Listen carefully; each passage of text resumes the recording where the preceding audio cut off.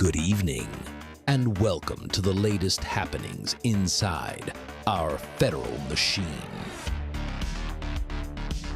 It's Monday, November the 10th, 2025. This is Spathon bringing in another episode of The Swamp. Today marks the 250th anniversary of the founding of the U.S. Marine Corps, which started on November 10th, 1775 in Philadelphia. According to President Trump and Republican senators, the government shutdown appears to be nearing an end, with negotiations on the table and moving forward. From the White House Press Secretary Caroline Leavitt, and according to statistics compiled by the company DoorDash, grocery breakfast items nationwide have decreased 14% in the last 6 months. Yet another narco-terrorist drug trafficking vessel was blown out of the water, actually make that 2, by the U.S. military today. U.S. Border Patrol in Chicago were involved in a drive-by shooting on Saturday by an illegal immigrant from Mexico who has since been arrested. President Trump welcomes the Syrian president, Mohammed Al-Jawlani, to the White House, who, once upon a time, had a $10 million bounty placed on him by the U.S. government for terrorism. And President Trump will be recommending $10,000 bonuses to all air traffic controllers who maintained a perfect attendance record during the government shutdown. And there's a lot more that happened today, so I'm just going to dive right in. And if you enjoyed the video, please give the video a quick like and subscribe to the channel if you enjoy the daily updates. And I might read your comment on the next episode if you decide to drop one. And any and all articles that you see in the video will be posted below in the description. And I've got this from Brett Guthrie. Happy 250th birthday to the United States Marine Corps. The U.S. Marine Corps has fought honorably in nearly every conflict in our nation's history. Thank you to all the Marines who have served or are currently serving. Semper Fi. And then I've got this from U.S. Marine Corps recruiting. For 250 years, the Marine Corps has answered the nation's call by making Marines, winning battles, and ensuring freedom. Happy 250th birthday, Marines. Let's check this out. For 250 years, Marines have celebrated their birthday on November 10th. From cake cutting to toasts with fellow Marines, this day has always been a time to celebrate our history. But at every pivotal moment in our country's history, when our nation has needed the might of the Marine Corps, Marines have celebrated with a true fighting spirit. On November 10th, 1943, Marines celebrated their birthday on the small island of Guadalcanal, where vicious fighting took place on our way to securing victory in World War II. November 10th, 1965, Marines were landing on the beaches of Tom Key, kicking off Operation Blue Marlin in South Vietnam. November 10th, 2004, Marines were fighting door-to-door in the city of Fallujah, executing Operation Phantom Fury. To a Marine, locating, closing with, and destroying the enemy is the best birthday present one could ask for. Here's to 250 more years of fighting, shooting, flying, detonating, landing, scouting, jumping, driving, charging, and always winning. Happy birthday, Marines. Hell yeah. Hoorah! The Marines, Semper Fi. 250 years. All right, there we go. Yeah, I've known for a while that the U.S. Marine Corps birthday is on November 10th because there for a while I was watching a lot of those stolen valor videos that you can find right here on YouTube. And that's like one of the first questions if somebody's posing as a Marine and they're confronted by an actual Marine. That's one of the first questions that they would typically ask them. Like, when's the Marine's birthday? And they'll say, So yeah, November 10th. So that's the only reason I know that. But anyway, so I've got this from the U.S. Marines, their official account. For 250 years, the Marine Corps has stood as the vanguard, keeping the promise to be the first to fight no matter the cost. Marines stationed across the globe commemorate the 250th anniversary of the Marine Corps, honoring a distinguished legacy of service, sacrifice, and unwavering fidelity to both the nation and fellow Marines. For 2.5 centuries, the Marine Corps has stood as the vanguard of freedom. Every engagement, every objective secured, every hill taken has built a legacy. A legacy of unwavering dedication, profound sacrifice, and a relentless determination. For 250 years, we have kept a promise forged in courage, hardened by sacrifice, and bound by an unwavering commitment to each other and our nation. A promise to be the first to fight. That is 5 rounds, go. In 1775, Marines, just like many of you, have shaped the resolve and strength of the United States. Your role is as important today as at any time in our history.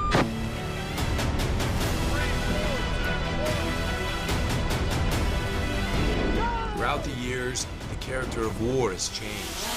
One thing remains constant: our warrior spirit. The Marine Corps in its 249th, soon to be 250th year, still sets a standard every Marine should be incredibly proud of, and I say that as a soldier. We overcome and close with and destroy the enemy.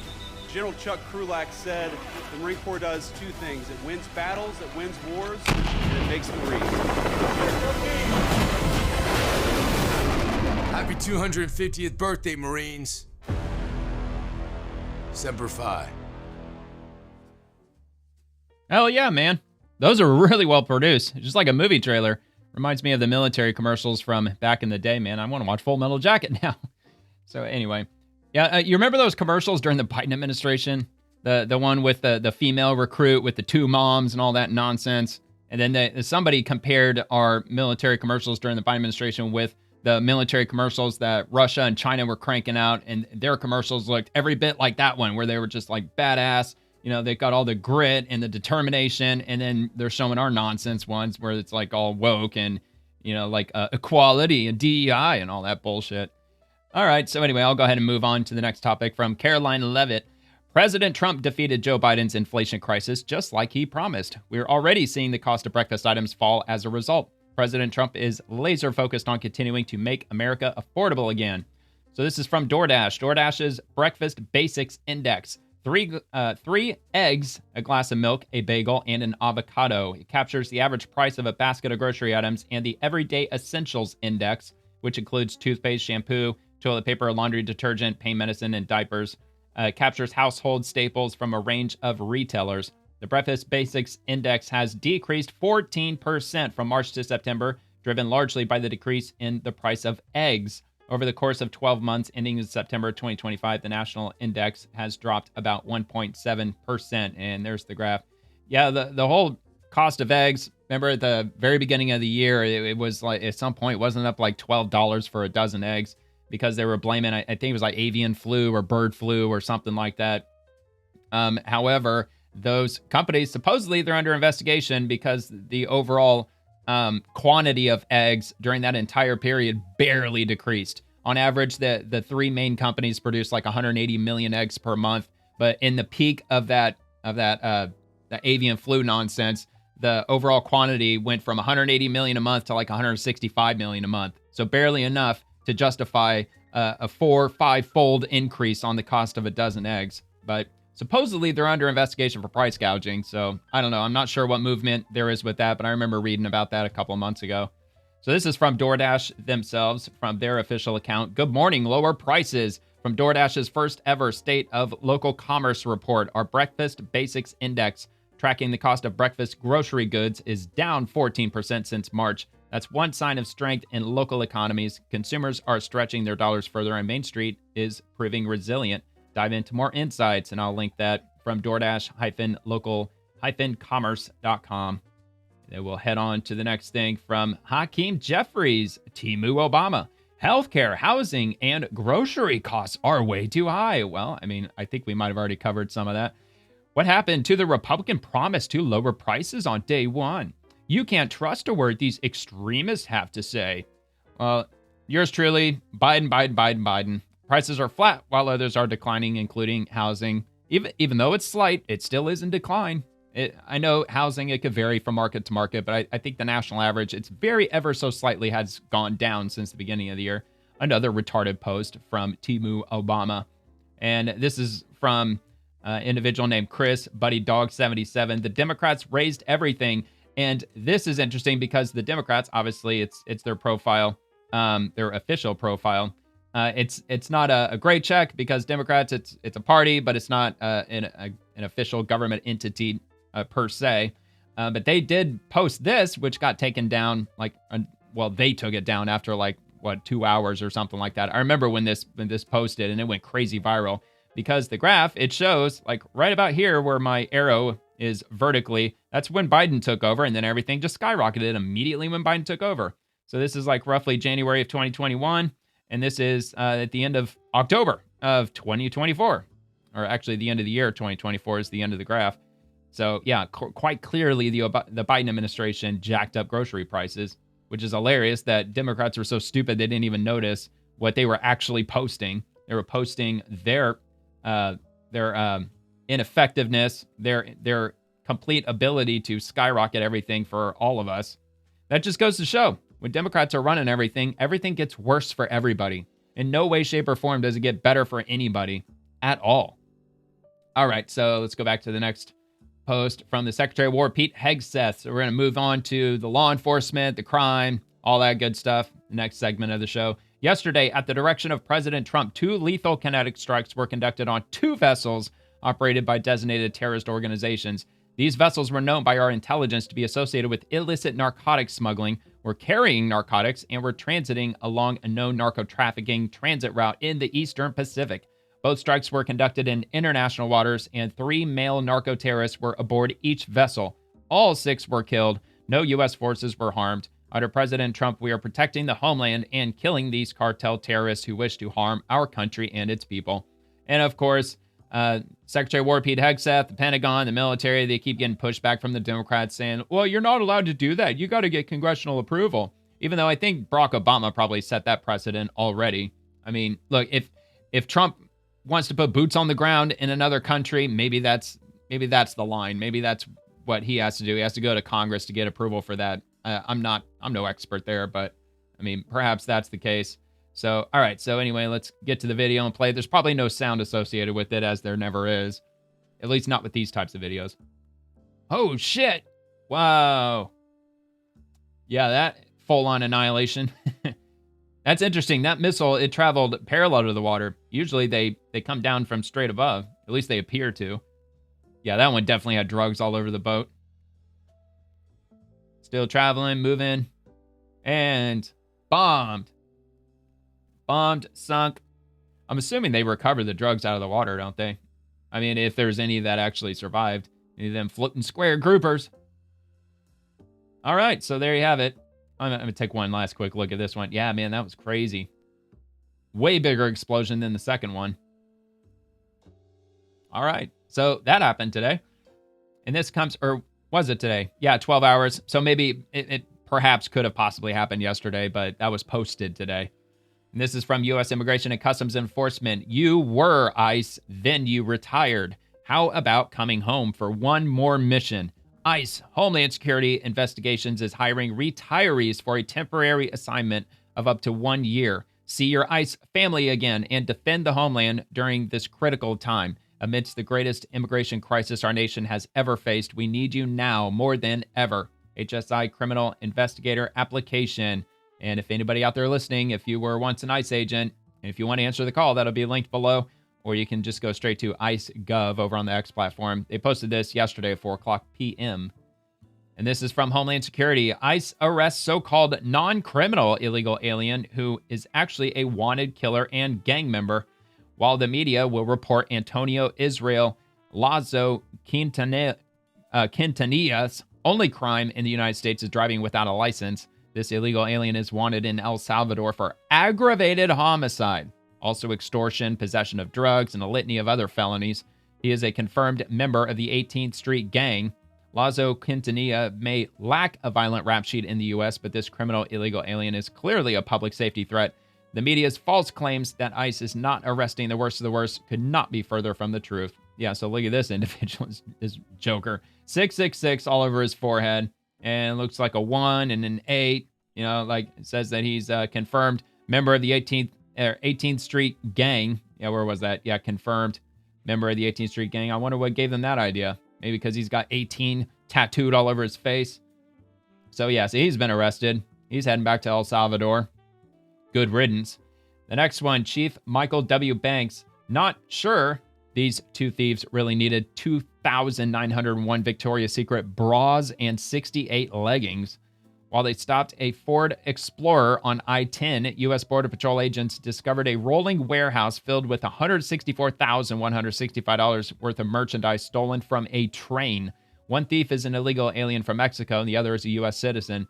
Both were charged with 18 U.S.C. 659, which is possession of stolen goods from theft from interstate or foreign shipment. U.S. Border Patrol agents' skilled observation and sharp instincts turned an ordinary traffic stop into a significant seizure. Protecting our communities means catching the bad guys wherever they hide, even on the highway. Man, check that out. They pulled all of that out of a Ford Explorer. Holy shit. That is a lot. It's a lot of Victoria's Secret merchandise.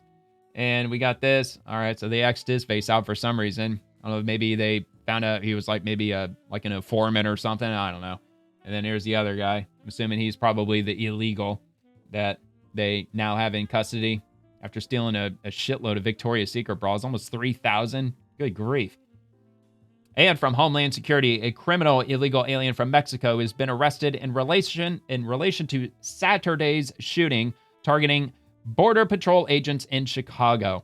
The suspect has previously been convicted for aggravated unlawful use of a weapon and vehicle, felony possession of a weapon, and illegal entry. He is currently marked as a violator of the Laken-Riley Act, pending charges related to assaulting officers. This incident is not isolated and reflects a growing and dangerous trend of violence and obstruction. Over the past 2 months, we've seen an increase in assaults and obstruction targeting federal law enforcement during operations. These confrontations highlight the dangers our agents face daily and the escalating aggression toward law enforcement. So let's give this a watch. There is a suspect in custody, and on according Fox to News. Tobin's reporting there, you just heard they have been able to confirm he is also an illegal alien in this country. That's right, Sandra. And John, thanks for having me. It's good to see you. This is indeed an illegal alien that had a prior felony conviction for firearms. I just got off the phone with the FBI. They're doing a fantastic job alongside ATF and Chicago Police Department to wrap this case up pretty quickly. Within 48 hours, they already have a suspect, and they're pursuing additional leads now. Just one suspect involved. Additional leads, meaning there are more? It's possible they're looking into that, but very possible there are others. Got it. Can you tell us a little bit more about what you just referenced, about what we know about his history and his rap sheet? Sandra, when we talk illegal aliens in possession of a firearm, this individual should have never been walking the streets of Chicago.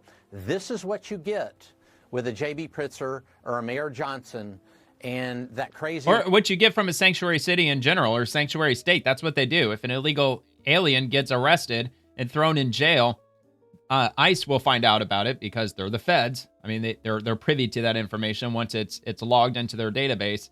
And they will call the jail and say, please hold on to them because we're going to come get them because obviously they're in the safe confines of the jail and they're not out in the public. So now we can safely take them into custody because they're sitting in jail. We know they're not armed because they're in jail. But of course, places like Chicago or other sanctuary states, they don't answer those calls. Instead, they take that illegal immigrant, they fast track him up to the front of the line to see the judge so they can get him out as soon as possible before ICE shows up. Then they cut him loose. And that's why ICE has to do the operations out in the public like they're doing right here. Rhetoric. It's ridiculous. This individual should not have been in this country. So the fact that he has thank the Democrats and the Biden administration for that. Still has a firearm is, I tell you what, that's very concerning to us. And law he's got enforcement, guns. especially in light of the fact that the Latin Kings have put an additional hit out on federal law enforcement. Very concerning. Yeah, it is. Well, then would they be considered a terrorist organization? Or just a typical street gang, or what have you? I mean, I would assume, I don't know, I'm not knowledgeable about that, but I would assume that any confirmed gangs that are in organized crime, because that's typically what gangs are, that they would be in some way labeled a terrorist group of some way, shape, or form. But maybe not. I don't know. All right, so moving to Homeland Security. Once again, DHS law enforcement does not pepper spray children. So first, let me go to this one first before I follow up with the repost or the reply. So this is from Crystal Ball. She is she's on a Crystal, Kyle, and Friends. I'm trying to remember what channel she was on. Like she's like an anchor on some show or whatever. I can't remember. Anyway, they dumped pepper spray on a 1-year-old baby. Demons, actual demons. ICE pours a large canister of pepper spray directly into a family's car, hitting a 1-year-old baby. They were simply shopping at Sam's Club, said Matt, who filmed this video. I'm going to play the video in a second. They're obviously not shopping anywhere. They're driving at a cruising speed, probably like 40 miles an hour. So obviously not in any parking lot. Quote, ICE agents drove by and sprayed pepper spray directly inside where their baby and 16-year-old sister sat. We got the family to Lawndale Christian Health Center for care and support. Why not the hospital? The incident occurred outside Sam's Club near 26th Street and Ogden Avenue in Cicero, Illinois. I mean, it may have been out in front of Sam's Club, but they sure as hell weren't in Sam's Club. They might have been driving by it at like 35, 40 miles an hour. So let's check out this video and see if you can definitively tell that this is an ICE agent. Or, in fact, look, it looks like pepper spray, possibly. But is there any way that we can definitively know that just by watching the video? I don't know. Let's take a look. This is what ICE does. This is what these terrorists do to babies. Mama, you okay, Mama? You okay? You okay, Mama? All right, so here it is. That was it. That's what they shared. That's what we got. Not saying it wasn't pepper spray. I mean, he's definitely gesturing as though it was. I didn't see a face. I didn't see a uniform. I didn't even see a hand. I saw nothing at all. All I saw was a black pickup truck that was driving by and tossed what appeared to be pepper spray at this vehicle. I mean, that's it. I don't know how they know that this was an ICE agent. I have no idea. I mean, and I'm finding this a little bit suspicious and interesting. The woman who's in the passenger seat who's filming, why was she filming at this exact moment? Like, what was she filming? Were they just filming like a fun family trip, making a TikTok video or something? I always have suspicions when it comes to this stuff because, like, why? Why was she filming? Look, if this was dash cam footage, that would be a completely different argument because dash cams are always on when you're driving. But for her to just conveniently have not only her phone on and the camera on, but pointing it in that direction when this whole thing happened, I'm not saying that it's like completely impossible that it could have potentially been a federal agent or something. I'm just saying this is a little serendipitous for all of these things just to lay out just right. So I don't know. That's just my own personal observation. So there you go. Could have been anybody, in my opinion. Then, of course, they're showing the same thing again at the end of the video. So that's what they've got. And so we've got a response from Homeland Security. Okay. So from Homeland Security, DHS law enforcement does not pepper spray children. Here are the facts. During an operation, rioters began throwing objects at agents and blocking the road. This did not occur at a Sam's Club parking lot. Border Patrol deployed crowd control measures and safely cleared the area.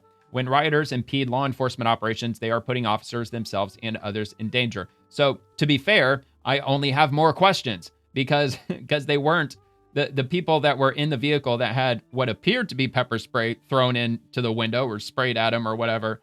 It looked like they were driving. It looked like they were just cruising down the street. It didn't look like they were parked or they were at the scene of where rioters were, where rioters were doing what rioters do, just, causing, unnecessary, havoc. So anyway, that's Homeland Security's statement. I think it was a little more vague than it probably could have or should have been otherwise. But so anyway, that's where we're at with that. So that happened. And they posted that response 3 hours ago, which actually, by the way, I actually believe that I skipped something. Hold on. We're going to come back to Secretary Kristi Noem here. Let me give this a like just so I can find it quicker. I forgot to refresh.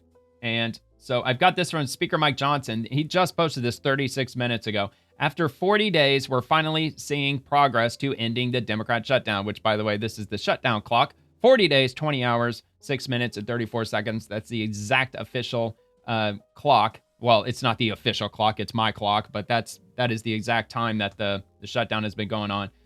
And anyway, he goes on to say the House will be voting this week to reopen the government and deliver certainty to working families who have waited for far too long.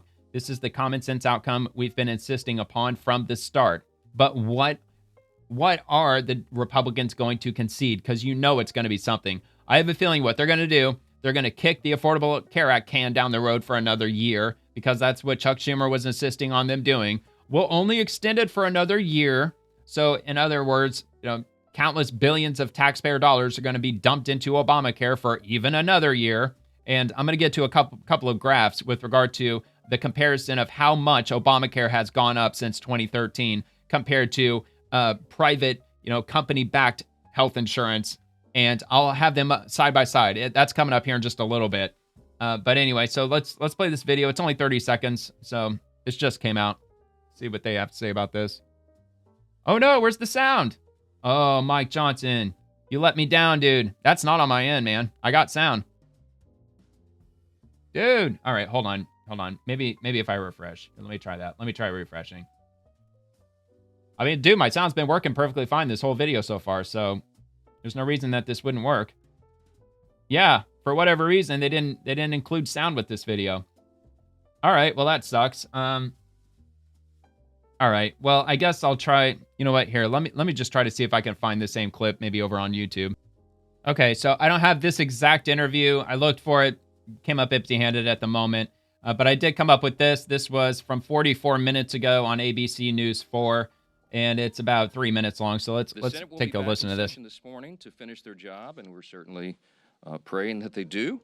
They'll need unanimous consent from all senators to fast-track their final vote. As you know, there are some procedural hurdles that one or more could throw in the way, but we certainly hope that they won't do that, because so many people across this country are desperate for the government to reopen. Yeah, my immediate first question is going to be, what about that $1.5 trillion that most, if not all of those Senate Democrats were demanding? I just got a feeling that they're going to throw in that roadblock, and they're going to say, well, wait a minute, what about the USAID funding? What about the $500 million that we insisted on getting for public broadcasting and all that other nonsense that they were insisting to get? At the very moment that they do that final Republicans vote, better not cave to I will that. call all House members to return to Washington as quickly as possible. We'll give a 36-hour formal and official notice. Why did you shut down the House in the first place? Possible it's ridiculous. To pass the amended CR bill and get it to the president's desk. As you all know, and he said as recently as last night, I was with him, and he told the press, he said, we want to get the government open. He's very anxious to get the government reopened and to end the Schumer shutdown. We all are. With regard to the travel challenges, I spoke yesterday at some length with Transportation Secretary Sean Duffy, my former colleague and good friend, and he lamented the serious situation that we have with air travel in the U.S. He's bent over backwards, as all members of the administration and the cabinet have done in all of their areas of jurisdiction, to try to keep the government working for the people and to mitigate the pain and the harm. But right now they've canceled 10% of all flights across the country until the government reopens, just because they don't have enough air traffic controllers nationwide. And they're already talking about cutting another 10% of all air travel, making it 20% of all air travel being just outright canceled because they don't have enough air traffic controllers to maintain the skies. So you can only imagine how that's going to fare with the Thanksgiving travel weekend. What we have with air travel is that our air traffic controllers are overworked and unpaid, and many of them have called in sick. That's a very stressful job, and even more stressful exponentially when they're having trouble providing for their families. And so air travel has been grinding to a halt in many places. And as of Sunday, nearly half of all domestic flights and U.S. flights were either canceled or delayed. Oh, wow. It's a very I didn't know serious that. situation. So I'm saying that by way of reminder. I'm stating the obvious to all my colleagues, Republicans and Democrats in the House. You need to begin right now returning to the Hill. We have to do this as quickly as possible. Now, we look forward to the government reopening this week so Congress can get back. But see, Mike Johnson, if you had kept everybody in the House, maybe not physically in the House the entire time, if you kept them in Washington, D.C., and you convened the House like once a day, keeping everybody in Washington, then you would have been able to stand by your word that we could have the government reopen within an hour or two. can get back to our regular legislative session. We have a lot of business to do, as you all know, and we will be working in earnest. There'll be long days and long nights here for the foreseeable future to make up for all this lost time that was imposed upon us. That's why you shouldn't have shut down the freaking house, dude. And with something that's important. I think it's important to say that this is genuine. I mean this sincerely. We applaud the 7 Senate Democrats and 1 independent senator who did the right thing. They decided to put principle over their personal politics. And my urgent plea of all my colleagues in the House, and that means every Democrat in the House, is to think carefully, pray, and finally do the right thing, and help us to bring an end to the pain of the American people. This has gone on too long. Too many people have suffered, and it's long overdue. That's the update I wanted to give you this morning. There are probably lots of questions, but I'm going to get a lot of my own questions answered later today, so stay tuned for more. Thanks so much. All right, well, I don't exactly count on Democrats really coming to the table as far as the House goes, but I guess we'll just have to wait and see. All right, so anyway, where was I? Let me see where I left off. Okay. There we are. All right, so going to move on to Secretary Kristi Noem. When others cower, real leaders step up. I applaud the Nevada Sheriffs and Chiefs Association and Governor Joseph M. Lombardo for their commitment to working with ICE Gov to protect American citizens from dangerous criminal illegal aliens. Because of their efforts, Nevada has been removed from the Trump administration's sanctuary jurisdiction list.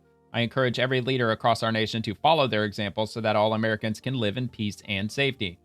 So this is from the Nevada Sheriffs and Chiefs Association. So the state of Nevada county elected sheriffs, U.S. Immigration and Customs Enforcement, that's who it's addressed to whom it may concern. In response to the state of Nevada being identified as a sanctuary state by the U.S. Department of Justice on August 5th of this year, we, the collective elected county sheriffs of the great state of Nevada, hereby declare, in fact, the following affirmations. Each sheriff and their respective office currently cooperate with Immigration, Customs, and Enforcement through effective communication with ICE. Also, each sheriff and their respective office currently have an active policy, procedure, and practice that explicitly documents and provides all staff with the guidelines necessary to cooperate and maintain a working relationship with ICE. And each sheriff and their respective office, as well as the Nevada Sheriffs and Chiefs Association, has a model immigration policy that is posted on its public website and or readily available to notify members of the public, private entities, and law enforcement communities that the sheriff's offices of this great state cooperate with Immigration, Customs, and Enforcement. To help correct any policies contributing to the DOJ's designation of Nevada as a sanctuary state, we respectfully request a comprehensive communication of the policies the DOJ found the state in violation of regarding the agency's sanctuary jurisdiction criteria. We are committed to ensuring our jurisdictions are in full compliance with federal and state laws, especially when it comes to immigration enforcement actions in support of the Department of Homeland Security's efforts. NVSCA recognizes the dignity of all individuals, regardless of their national origin or immigration status. Our commitment is to serve and protect the communities of Nevada, prioritizing public safety and professionalism. Sheriffs of Nevada and Nevada Sheriffs and Chiefs Association shares federal law enforcement's zero-tolerance policy for criminals endangering Nevada communities. We, as Nevada Sheriffs, support and defend our policies and practices related to immigration and state and federal laws. And they got all the signatures, and that appears to be a done deal, at least from their end. So they're going to see if they can get that removed from the Trump administration's list of sanctuary jurisdictions. And heading once again to Homeland Security, they were busy today. The rampant violence against law enforcement in Chicago is unprecedented. These attacks are the consequence of smears from Governor Pritzker and Chicago's mayor, which is Brandon Johnson. Brandon Johnson and fellow sanctuary politicians. They have fueled an environment of violence against federal law enforcement. Over the weekend, Border Patrol faced gunfire, violent mobs at every stop, bricks and other objects thrown at them, and 4 vehicle rammings. Make no mistake, this violence will not deter us. We will keep going. This is on Fox News again. Absolutely. And the fact of the matter is, where is Chicago Mayor Brandon Johnson?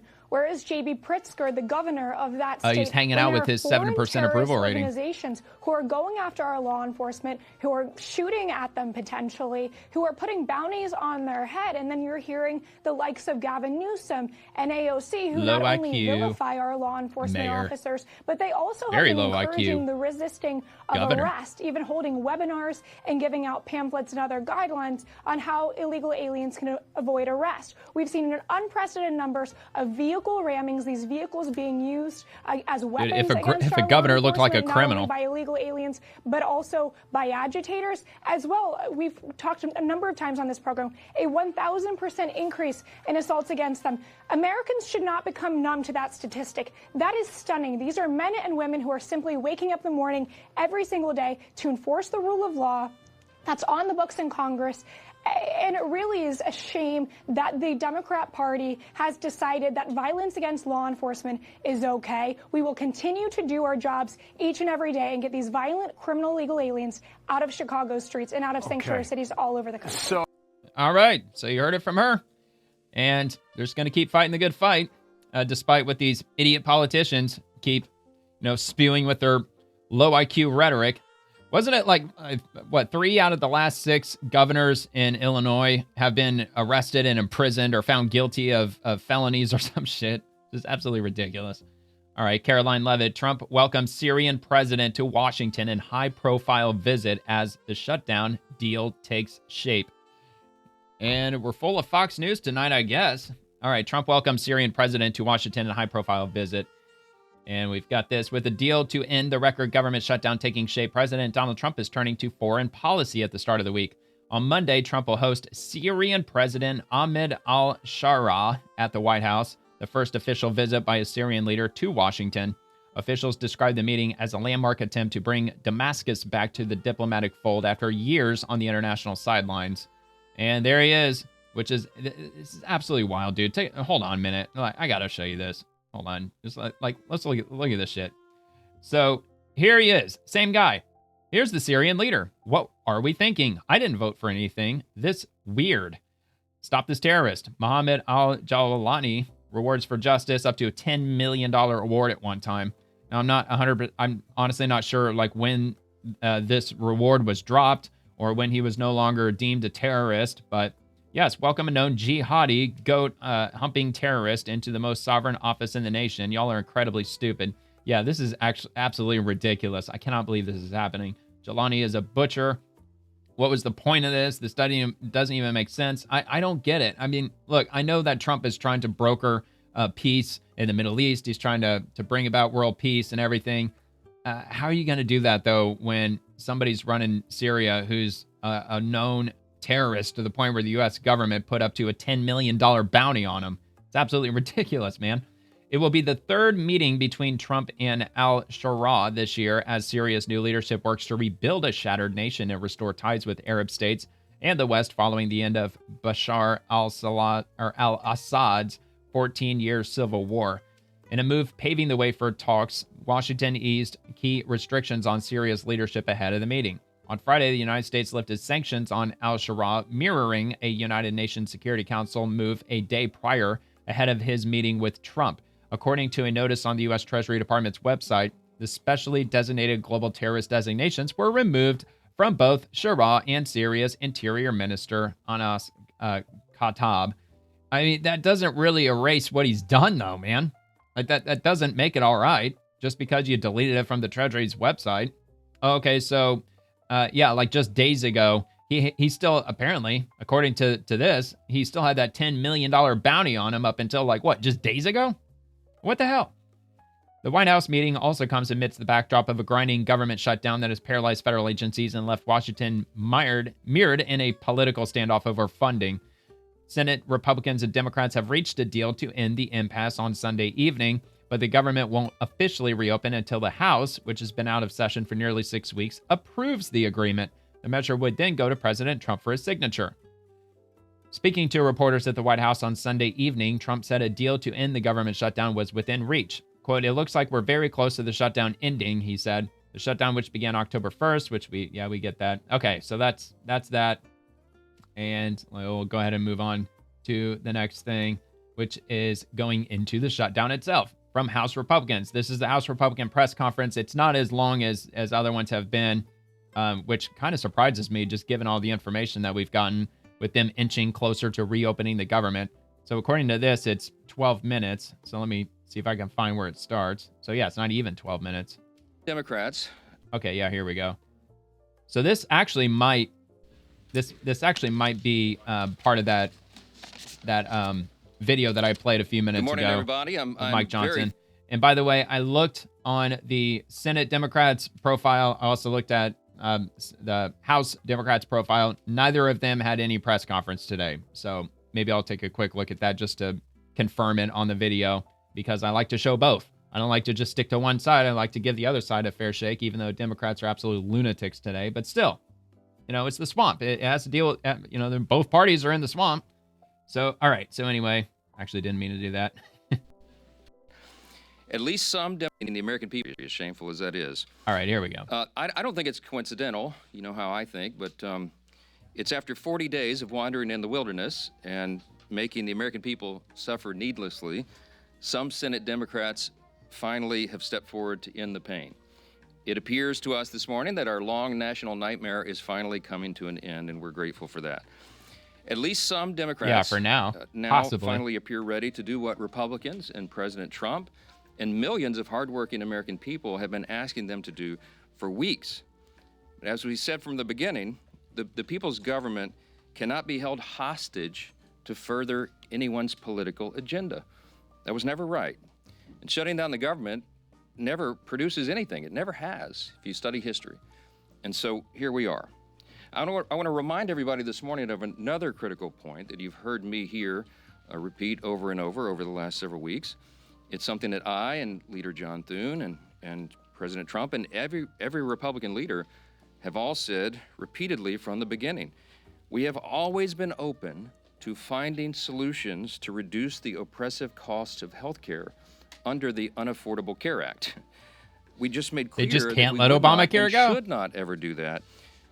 That is, negotiate as hostages. And I've also reminded you here every morning at this press conference throughout the shutdown, Republicans have not just been talking about reducing costs and fraud and abuse in so many areas and in health. Now, don't forget, if they are going to negotiate and pass this new spending bill, and if it does include the Affordable Care Act subsidies for another year, just try to pay attention to see if Republicans did get it in the legislation that it will not include illegal immigrants, because I have a feeling it's not going to say that anywhere. We've been actually passing new laws to accomplish that urgent mission for the people, and we will continue to do so. So here's where we are. You haven't in the last 40 days. So you shut down the House, dude. And if you're not at home, if you're waking up to this good news this morning, the Senate's vote late last night of 60 to 40 opens the door now. The Senate is moving forward on an amended House CR, a continuing resolution, that will reopen the government until January 30th. Added to that are provisions to fully fund SNAP provisions. Because Democrats, they don't want, because like I have been saying for the last several days, when people are traveling for Thanksgiving weekend and the airports are an absolute mess, they are a nightmare. When the government when the shutdown doesn't affect you personally, you just keep watching MSNBC and CNN, you keep listening to your echo chambers and watching your Facebook feed and all that, and you're just none the wiser. You just listen to whoever's telling you. But when you're in the middle of it, or when it's affecting you directly and you're stuck in an airport for 3 or 4 days, you start to listen to people around you. People talk and people listen, and you start to understand what's really going on. That it wasn't the Republicans, it was actually the Democrats that put you in the middle of this nightmare. And I bet that's why Democrats are scrambling now to try to get this situation back under control before the Thanksgiving weekend, because a lot of people are going to turn against the Democrats, in my opinion. I truly believe that's what would have happened. Through the end of the next fiscal year, which is September 2026, guaranteed back pay for all federal workers who have been made to endure these hardships over the last several weeks. And then the shutdown starts again in January. And it also includes passage of 3 appropriations bills, which we're because they want their $1.5 trillion to be moving through the process. That is the Military Construction Veterans Affairs bill, it's the Agriculture bill, and the Legislative Branch bill. The Senate will be back in session this morning to finish their job, and we're certainly praying that they do. They'll need unanimous consent from all senators to fast-track their final vote. As you know, there's some procedural hurdles that one or more Okay, could so we throw did in hear the this way, but we part. certainly hope that they won't do that because... All right. So, yeah, so we got that. The reason I'm pausing it, look, I'll repost it if you want to watch the entire thing for yourself. And the link to my profile is below in the description. Or you can go to House GOP. But we already saw the rest of it because that was up there at the top when I went up there a few minutes ago to play the latest. All right, so I'll go ahead and move on. Let me see. Okay, so you might have noticed, may not have noticed, you probably did with the shutdown clock, but I paused it briefly because I wanted to see if there was any updates with regard to the Senate. So I have this information. There are some updates. What has the Senate agreed to in the latest spending bill, which we basically already got from Rep. Mike Johnson, the Speaker? The U.S. Senate has agreed to a bipartisan continuing resolution extending federal funding at fiscal year 2025 levels through January 30th of 2026 to end the shutdown, which, of course, we already heard.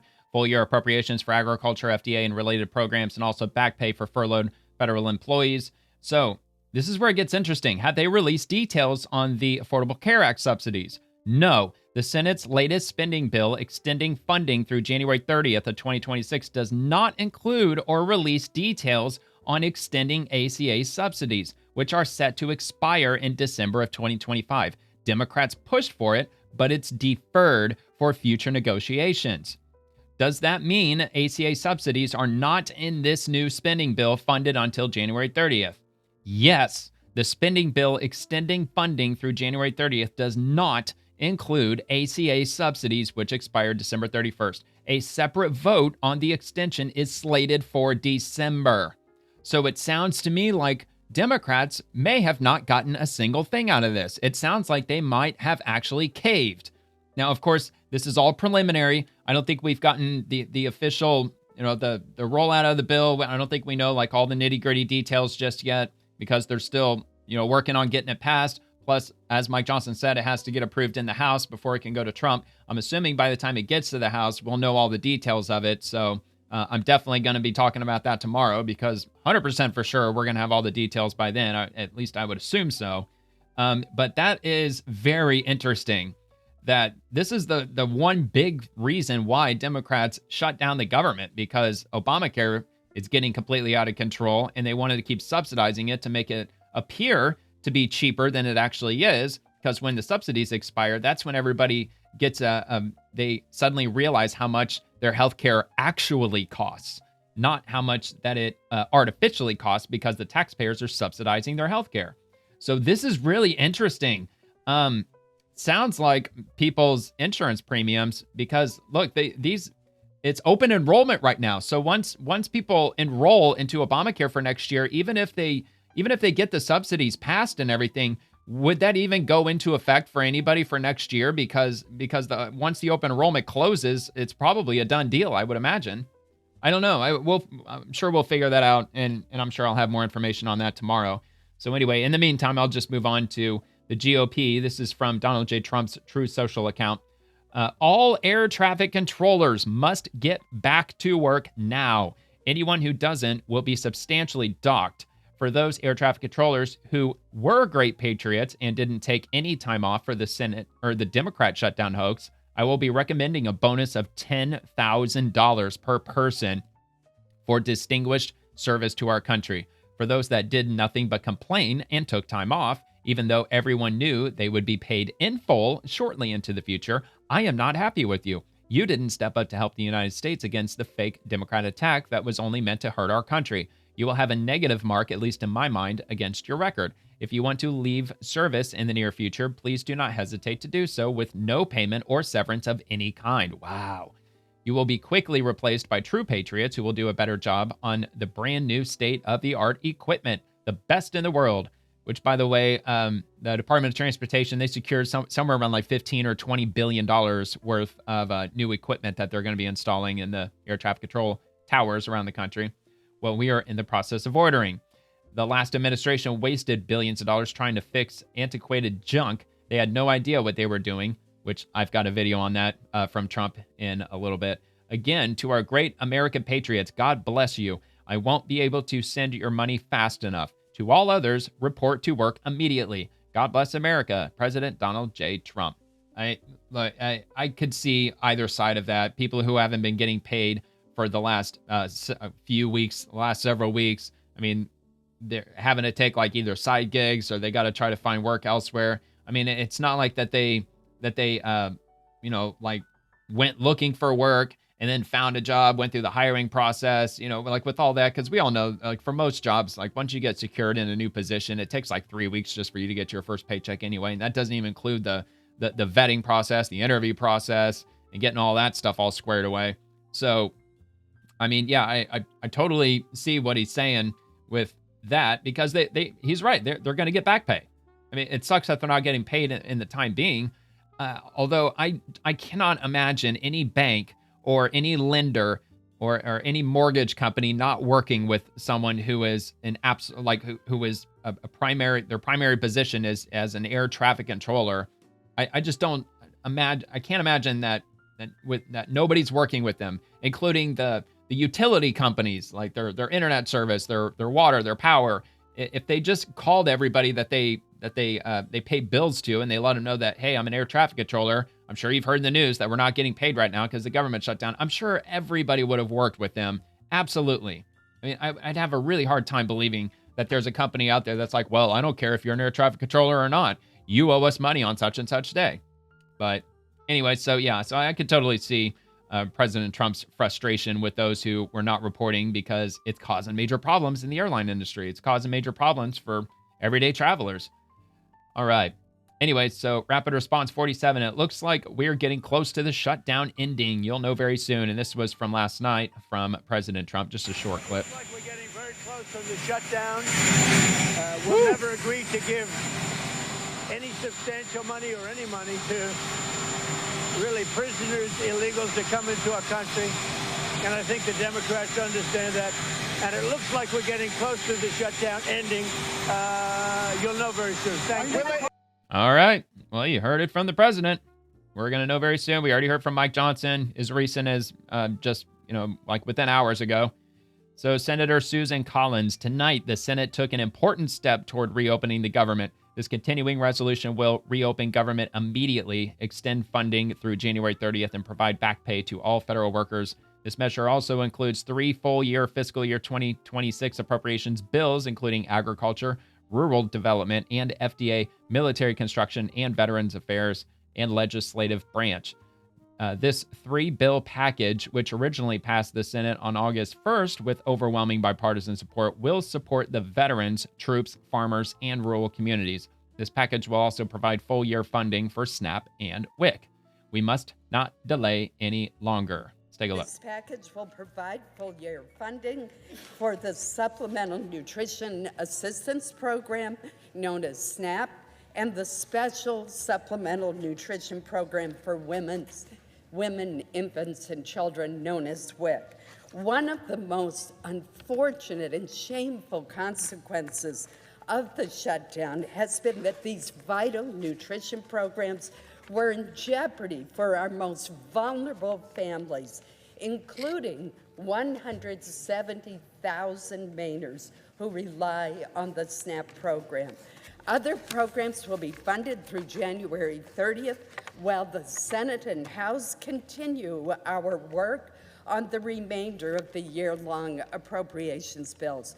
For example, funding for important programs like Head Start, and such as the Low-Income Heating Assistance Program, will now be restored. I look forward to voting for this legislation and ending the unnecessary harm to the security of our families and our nations. We must begin to act tonight. We must not delay any longer. Finally, Mr. President, I want to thank the many members on both sides of the aisle of the Appropriations Committee and the Senate leadership who have worked especially hard to bring this package together. And I would be remiss if I did not also thank our staff. My staff missed an entire night's sleep to get this package together and get the job done. Yeah, who also aren't getting paid, by the way, because they're affected by the shutdown by missing their paychecks. You know, the people that are working with members of Congress, their support staff, and even like the Capitol Police and everybody else, they're not getting paid. So it sounds to me like Democrats, they realized they are by far on the losing end of this. I don't know if they crunched numbers. They were looking at, I don't know, like any polling. I don't know what they were doing behind the scenes, but maybe they finally woke up and realized we're kind of on the losing side of this, actually substantially, which I've illustrated over and over and over again with Democrats, at least here on the X platform, just getting ratioed like freaking crazy, man. Just ratioed, just getting just absolutely eviscerated on here because they're on the losing side of this. Democrats are 100% while trying to blame Republicans for shit that Democrats have been doing for years. It's ridiculous. All right, Mark Wayne Mullen. After 40 days, the Senate unlocked a path to reopen the government. Final vote 60-40. I voted for the 15th time to end the Schumer shutdown, pay our troops and air traffic controllers, and this time pass three key full-year appropriations bills to fund AG, including SNAP, Milcon, VA, and the legislative branch. I'm frustrated that Oklahomans have faced almost 6 weeks of unnecessary hardship, travel delays, and missed paychecks. But after this important vote, I'm optimistic the Schumer shutdown will soon come to an end. It's really hard to say because now it's going to have to go through the House. I mean, is there really any confidence that everyone over in the House, at least the majority over in the House, are going to get this through? Probably will, regardless, because I can't imagine it not having overwhelming Republican support in the House, maybe to the point where they may not even need any Democrats to come across and vote for it. I'm not sure. I don't know. I mean, all the information has been Senate related because it was in the Senate when the government was shut down. So anyway, so let's take a look at this, the roll call vote. On this vote, the yeas are 60 and the nays are 40. 3/5 of the Senate duly chosen and sworn, having voted in the affirmative. The motion upon reconsideration is agreed to. Yay. Motion to invoke cloture on the motion to proceed to the consideration of H.R. 5371, the Continuing Appropriations and Extensions Act. So that's what they voted on, 60-40. And Senator John Husted, extending the Biden COVID bonuses before ending the fraud and abuse is like putting a Band-Aid on an open wound. Obamacare is broken, and it's going to take more than a day to fix a problem 15 years in the making. This is what's so surprising to me, that because that's what Chuck Schumer demanded. He was saying, give us a year extension, put that in the CR bill that we get a 1-year extension on the Affordable Care Act, and we'll be ready to open it up. And my pushback was, well, what about the $1.5 trillion, which it looks like they've already left that in the dust at this point, Democrats, and they just want the Affordable Care Act to be carried over for another year. But it sounds to me like they're not even getting that. Sounds like they're going to be negotiating that. So essentially, Republicans getting exactly what they demanded to begin with, just reopen the government. Just do what you are already planned on doing and reopen the government. And then we'll talk about the Affordable Care Act and the healthcare crisis and everything. So let's take a look at this video from Senator John Husted. The president had a proposal today. He posted on Truth Social, pretty long post. Let me read you part of it here. The president said, take from the big bad insurance companies, give it to the people, talking about healthcare, and terminate per dollar spent the worst healthcare anywhere in the world, Obamacare. Unrelated, we must still terminate the filibuster. Let's go to both of those points. What about this proposal that you take the money from the insurance companies, give it directly to the people? He's calling on you, Senate Republicans, to do that. That's the framework of what many of us have been proposing.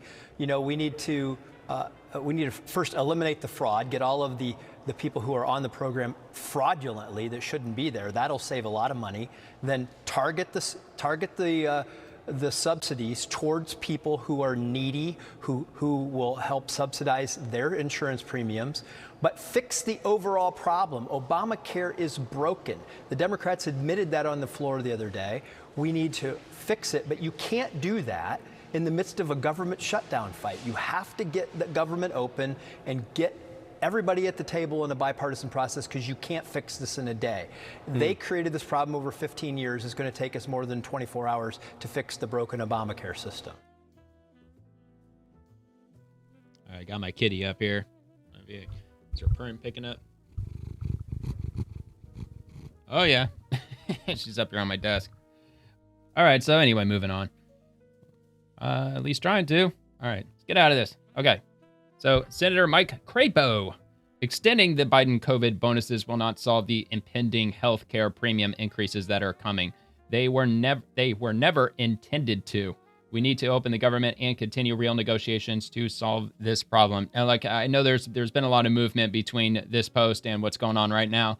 I included some of these posts because it was over the weekend. It's Monday, so I figured I would include a couple of things that were occurring over the weekend. So it's a short one, though. It's only 57 seconds, so we'll take a listen. Even if we agreed to your request today, all of those people you talk about who are going to get hit with premium increases are going to get hit with premium increases because this temporary COVID premium enhancement support was never intended to be and never was the foundation of what is driving or did deal with the foundation of what is driving premium increases. Yep.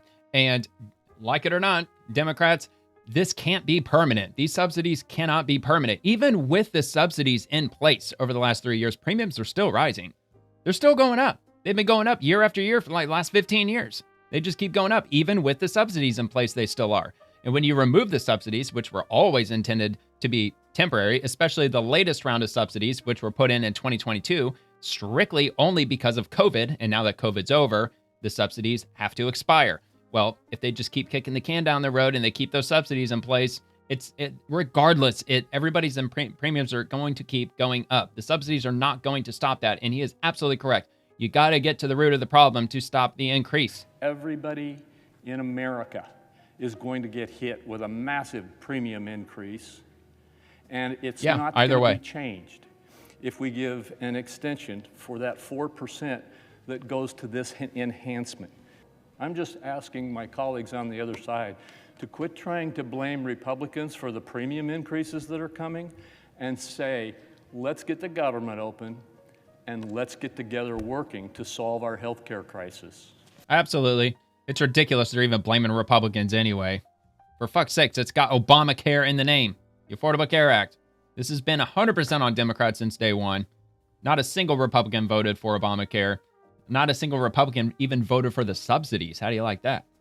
Caroline Leavitt, I am sorry that the American people, this, by the way, it's on Donald Trump's True Social, obviously, because it says it is. I'm sorry that the American people are being terrorized by Democrats who have decided to shut the government down to make me and other Republicans continue Obamacare's subsidies, which have been a windfall for health insurance companies and a disaster for the American people. The largest health insurance companies have seen their stock prices soar, some over 1,000% since the passage of Obamacare. Meanwhile, Americans' premiums have more than doubled, contrary to President Obama's promise. I believe that the money should go directly to the people to purchase better health care and create competition. This enrichment of health insurance companies must stop. It is long past time to lower premiums, not enrich insurance companies. I stand ready to work with both parties to solve this problem once the government is open. Stop terrorizing the American people. Stop pushing failed policies. Amen. All right, so this comes from Fox and Friends. Remember, this all started with Democrat blackmail. Whoa. The end of the government shutdown is finally in sight. Remember, this all started with Democrat blackmail. Republicans kept voting to open the government with no strings attached. The Democrats continued to vote to keep the government closed unless we paid ransom. And as a result, there was massive suffering across the country, people waiting for nutrition, the airlines backed up, people waiting, work. Now notice, I wish I remember who it was, which Republican senator. Actually, I think it was Senator Kennedy, I think, who said this. He said that Chuck Schumer, once the government is voted by the Democrats to be reopened, you will not see Chuck Schumer's name on this list because he's going to talk to the Democrats and say, look, I need a number of you, like 5. In this case, there turned out to be 8. I need several of you to vote to reopen the government, but I can't put my name on it because I still have to look like from a position of strength that I'm still refusing. I'm still banging my fists, and I'm still angry about us not getting what we want. He was absolutely right. Chuck Schumer's not on this list. He was correct. 6 weeks without receiving pay. And Chuck Schumer continued to change what he was demanding. On Friday, he demanded billions and billions of dollars of taxpayer dollars being sent directly to insurance companies to bail out Obamacare. Like, Republicans have said, we're willing to talk about all of these things, but not while the government is closed. And it looks like today we're on the path because 8 Democrats joined 52 Republicans, and we have the 60 to move forward in this next step to open the government. Yeah, it sounds like some of these Democrats were getting a lot of nasty phone calls from their constituents. Really pissed off. And like I said, they were probably looking at poll numbers and how disastrous that looked. Makes me curious, out of those 8 Democrats, with the exception of John Fetterman, because I don't think that he's up until like 2026 or something. It makes me wonder how many of those are potentially up for re-election in the midterms. That would be very interesting to see. Maybe none. I don't know. So this is from Senator Dick Durbin, who was on that list of those 8, my statement on the continuing resolution. And we've got a couple of posts that he goes over. So for months, Democrats have warned that healthcare premiums would skyrocket because the Affordable Care Act enhanced premium tax credits will expire on December 31st, and that this will affect everyone. But Republicans have done everything in their power while controlling both Congress and the presidency to shut down the government rather than help Americans afford to go to the doctor and access cancer treatment or life-saving prescriptions. So he's just posturing. He's full of shit. Anyway, for 40 days, the longest shutdown in U.S. history, federal workers went without paychecks. This includes our air traffic controllers, whose towers were already understaffed. They continued to work 10-hour days, 6 days per week to keep our airspace safe with this additional stress at a life-saving job. Let's see. All while the president has been fighting tooth and nail to avoid paying SNAP benefits to our nation's hungry. No, actually, Trump went above and beyond to make sure that they got paid to the extent that he had his lawyers go to the federal courts to ask them, what can we do to get SNAP funded as soon as possible? Can we tap into those USDA funds, which are earmarked for natural disasters? And the federal judge said, yes, you can do it. And Trump released it that day, immediately. For, what was it, like $4.5 billion. What he's pushing back on and saying that the president's been fighting to stop because there was a shortfall, that $8 billion is required to fund SNAP for an entire month. Well, $4.5 billion doesn't equal $8 billion. So the federal judge told the Trump administration, I don't care where you get the money from. I am ordering you to fully fund SNAP for the month of November. And the Trump administration was like, where's the money going to come from? And the federal judge couldn't help him with that. So the Trump administration had to take it to the Supreme Court. It wasn't because they wanted to stop SNAP. It was because they wanted to figure out where to get the money from if the Trump administration had that power to do so without an act of Congress. Because Congress, they can move money around wherever. There just wasn't any money for the Trump administration to tap those funds. So that's why, at least in my interpretation, that's why it went to the Supreme Court. And of course, Democrats are all, posturing and acting like the virtuous good guys when, in fact, they're anything but. While he's building himself a golden ballroom and perfects his golf game. Democrats urging today's bill is not the same one we voted down 14 times. Republicans finally woke up and realized their Groundhog Day needed to end. This bill is not perfect, but it takes important steps to reduce their shutdown's hurt. Not only would it fully fund SNAP for the year ahead, but it would reverse the mass firings the Trump administration ordered throughout the shutdown. But you're not addressed. Oh, wait. All right, hold on. I think he's getting into the Affordable Care Act. Now that Democrats secured these wins, it's time for Leader Thune to keep his promise to schedule a vote on the ACA tax credits in December, and we will see to it that he makes good on his word for the millions of Americans worried they won't be able to afford health care. So, yep, they did not get what they wanted as far as the Affordable Care Act, and I'm sure John Thune's going to do the whole negotiating, and I'm sure that it's probably going to be leaning a lot more toward what Democrats want than what Republicans want as far as the Affordable Care Act. Wouldn't surprise me if he gave them that year extension, which I sure as shit hope he doesn't. But I guess we'll just have to wait and see. Anyway, I'm not going to comment on any of this garbage. But I read it, so there you go. Of course, I mean, the American people, 660 likes in total, 4,200 comments. And this is his official government profile. It's got the gray badge. It has the Senate Democrats badge on it as well. So this is his actual account. So you think that with the millions of people, or 704,000 people that are following him, most are Democrats, so you'd think they would be getting a lot more likes than that, but it's because the American people are not happy with what he's saying, because he's full of shit. That's why. Dr. Roger Marshall, up to 40% of Obamacare enrollees never file a claim. That's billions in taxpayer dollars flowing to insurance companies for people who don't even use the system. Republicans are committed to ending the fraud and making healthcare truly affordable. I want to turn to talk about fraud just a little bit more.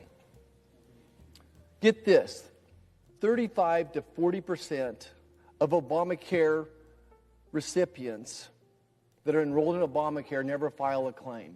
Yep, how do you like that? Say that again. There's 24 million people on Obamacare. Insurance companies pocket all that money. 40% of those people never file a claim. These are ghost people. They don't even know they're on Obamacare. They've been I was just about to say that. Like I've heard that also, that there's many thousands of people who are on Obamacare and they don't even know they're on it.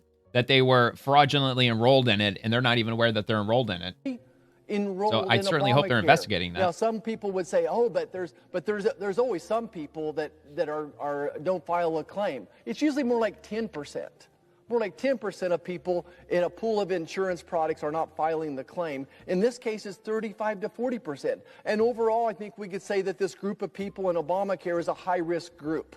Well, but also, I mean, look, I've had health insurance for a couple of years now, but I mean, knock on wood, thank God I haven't used it because, thank God, perhaps some of that 40% of people, they didn't file a claim because they didn't get injured, they didn't get sick, things like that. I mean, if you got health insurance, it doesn't necessarily mean you're going to use it. Of course, there are regular checkups, I get all that, but there are some people, they just have health insurance as just a just in case, preventative measure kind of thing. Big cities like Chicago have pushed. Maybe I'm misreading that completely. Early retirement have pushed them onto Obamacare. These are typically sick people that have been pushed off other plans, and they went towards Obamacare. And trust me, I want to address the whole pre-existing condition thing. Risk pool that would like the one decent thing that Obamacare did. But the point here is that 10 million people on Obamacare are not using it, but the federal government is getting the entire premium paid.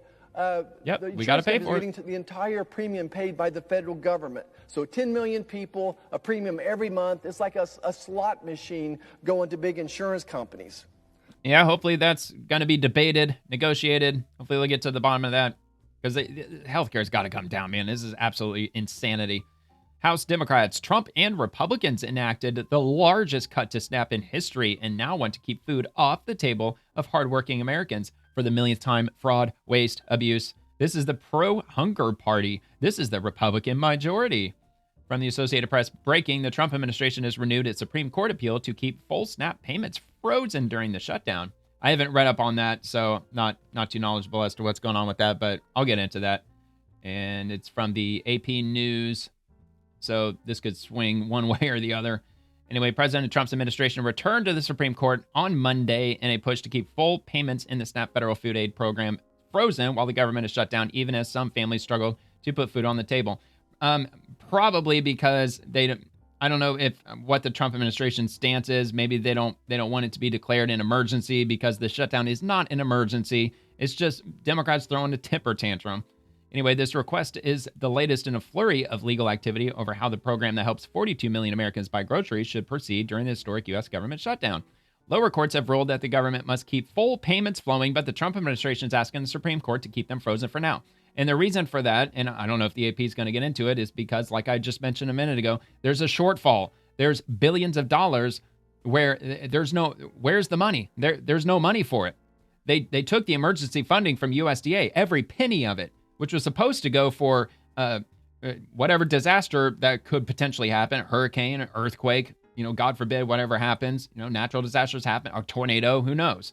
And they took all that money and they put it into the SNAP program, but there was still about 2 weeks worth of money that wasn't getting paid because $8 billion is required for SNAP, and that's why the Trump administration went to the Supreme Court, because there's not enough money there.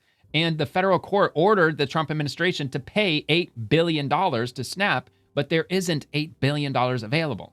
The High Court is expected to rule on Tuesday, tomorrow. The seesawing rulings so far have created a situation where beneficiaries in some states, including Hawaii and New Jersey, have received their full monthly allocations, and those in others, such as Nebraska and West Virginia, have seen nothing. Brandy Johnson, 48, St. Louis, yada, yada, yada. I don't want to read individual ones. She said this, said that, I think that. Trump administration argued that lower court orders requiring the full funding of the supplemental or SNAP program wrongly affect ongoing negotiations in Congress about ending the shutdown. Supreme Court Solicitor General D. John Sauer called the funding lapse tragic, but said judges shouldn't be deciding on how to handle it. Congress is considering a compromise funding package that would refill SNAP benefits. That's exactly who should be debating over it. It should be an act of Congress. Trump's administration initially said SNAP benefits would not be available in November because of the shutdown, which is true. After some states and nonprofit groups sued, judges in Massachusetts and Rhode Island ruled the administration could not skip November's benefits entirely. The administration then said it would use an emergency reserve fund to provide 65% of the maximum monthly benefit. On Thursday, Rhode Island-based U.S. District Judge John J. McConnell said it wasn't good enough and ordered full funding for SNAP benefits by Friday. But $8 billion is required, and it wasn't enough. All they had was 65% from that emergency reserve fund.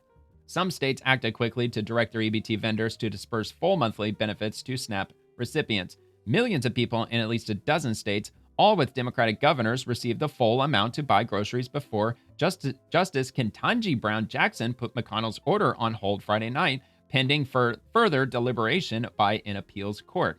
Well, that's kind of interesting how, like, all the blue states, they all got their SNAP funds because they don't want their voters pissed off at them. They don't want the welfare state to turn on them. They want to keep them, smiling and obedient and collecting their welfare benefits so they can keep voting for Democrats. Millions more people still have not received SNAP payments for November because their states were waiting on guidance from the U.S. Department of Agriculture, which is probably the legal thing to do, which administers SNAP. Several states have made partial payments, including Texas, where officials said money was going on cards for some beneficiaries on Monday. Quote, continued delays deepen suffering for children, blah, blah, blah. Trump's administration has argued that the judicial order to provide full benefits violates the Constitution by infringing on the spending power of the legislative and executive branches. Wisconsin was among the first to load full benefits after McConnell's order had its federal reimbursement frozen. The state's SNAP account could be depleted as soon as Monday, leaving no money to reimburse stores that sell food to SNAP recipients, according to a court filing.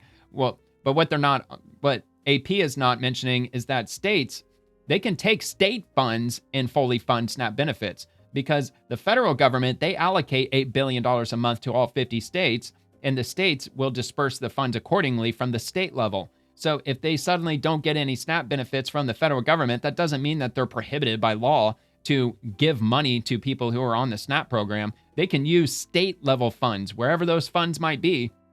That's something that they could figure out on the state level and disperse the funds on a state by state basis. But of course, the AP is not talking about that. New York Attorney General Letitia James said Monday that some cardholders have been turned away by stores concerned that they won't be reimbursed, something she called to stop. New Jersey Attorney General Matt Platkin said Trump was fighting for the right to starve Americans. Anyway, whatever. Obviously, it's very left-leaning, but it goes on from there. The latest ruling keeps payments on hold, at least for now. Let's see. Demanded the states undo full benefits that were paid during a one-day window. Paused the order. Federal appeals court in Boston left full benefits order in place late Sunday. So, like, different states are doing different things.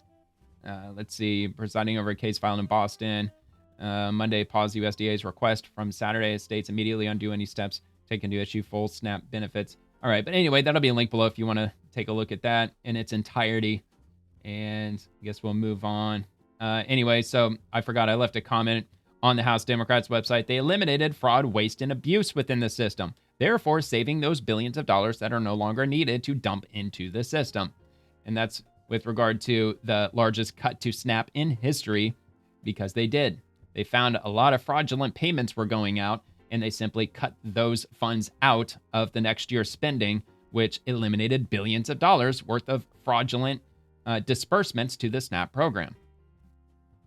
Anyway, so this is from House Republicans. Maine's resident Nazi weighs in. Chuck Schumer should step down, according to Graham Plattner. So he's the guy who just a couple of weeks ago, he had a Nazi tattoo on his chest covered up, which he had gotten way back in 2007. It's like some black skull or something. I don't remember exactly what part of the Nazi regime that it had to do with, but he got the tattoo on his chest well over a decade ago, and he just got it covered up a couple of weeks ago when somebody pointed out the absolute obvious. you got a Nazi tattoo. And he's running for Senate in the state of Maine, which is hilarious Good and morning, unbelievable. everyone. Graham here.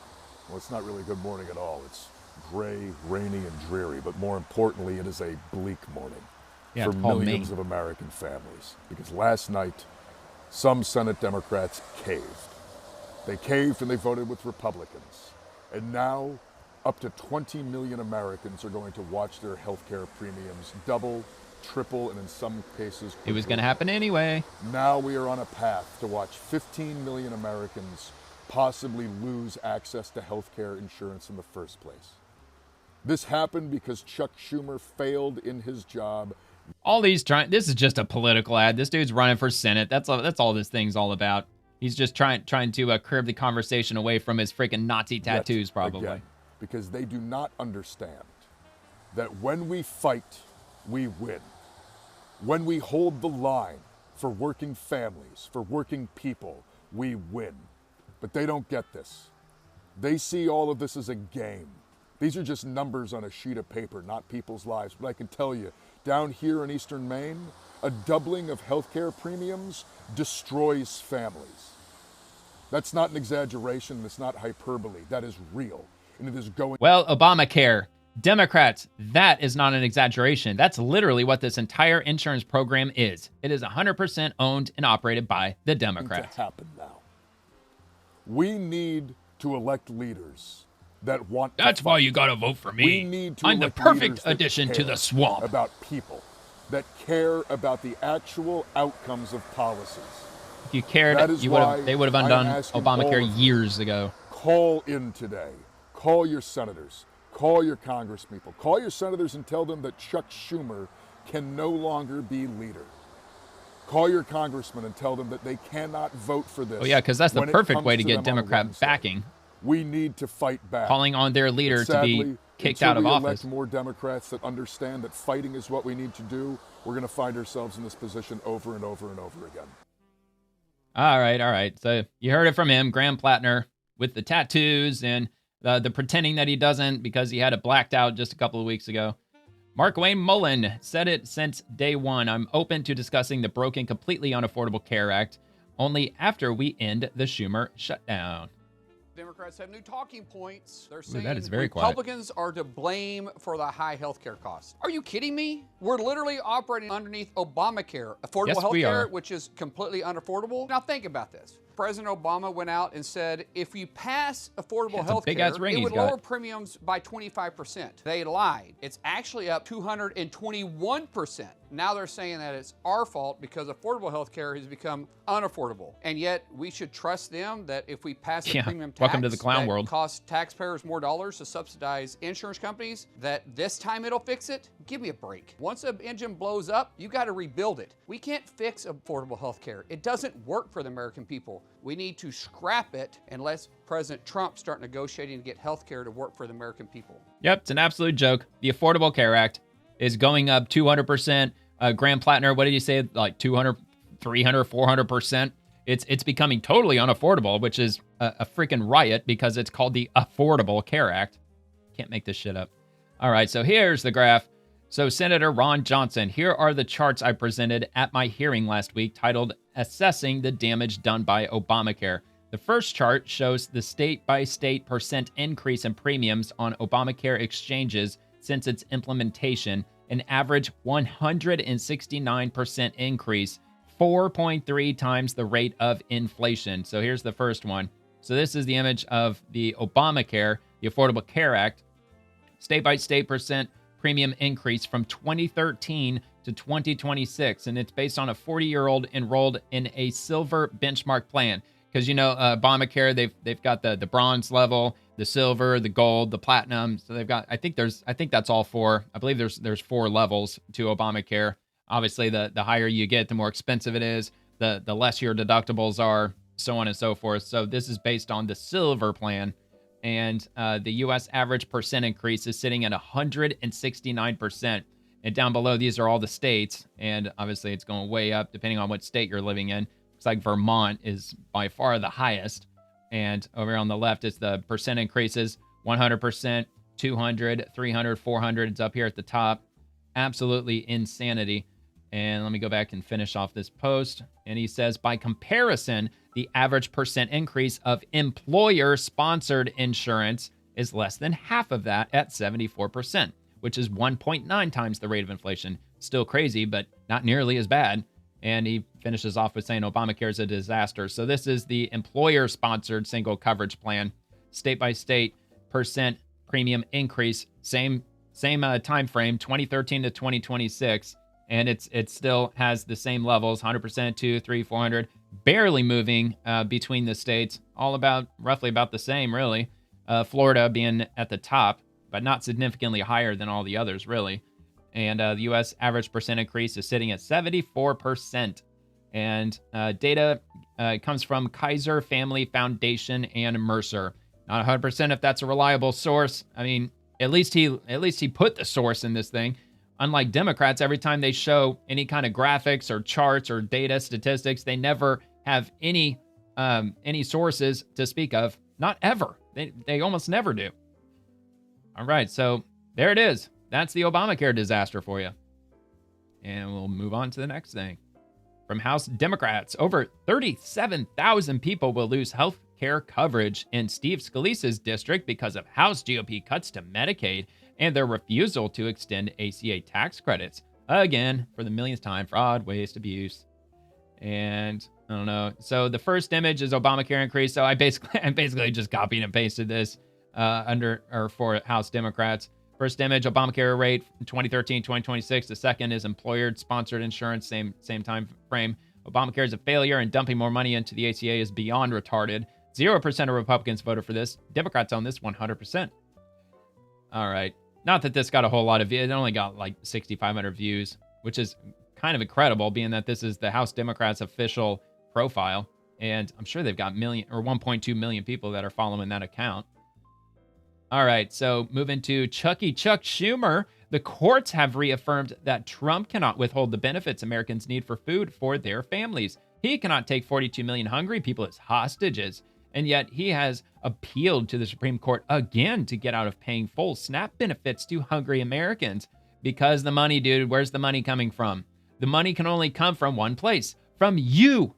You idiot. It's going to come from you. It has to come from you because you are Congress. And it's your party who is truly withholding the money from 42 million people because Democrats kept refusing for 40 freaking days to pass the spending bill, which is what froze SNAP benefits. But of course, we all know that at this point. In another act of brazen cruelty, the Trump Democrats are low IQ propagandists, going to the Supreme Court again to prevent hungry kids from getting fed. And instead of just feeding these hungry children, hungry veterans, hungry senior citizens, they're going to court again to You really think there's millions of people in the United States from being forced starving? To do this. Yeah, okay. The cruelty of this administration is endless.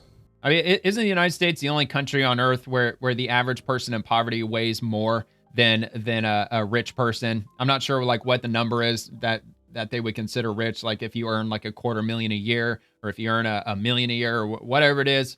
Read that somewhere, that the average person in poverty weighs more than the average rich person. And there's no other country in the world that where it's like that than in the United States. Absolutely incredible. Senate Republican Senator Adam Schiff voted against funding SNAP 15 times. Yeah, he did. If he wants to fund SNAP, he should join the 8 other Democrats who have voted to reopen the government instead. That is a very interesting point.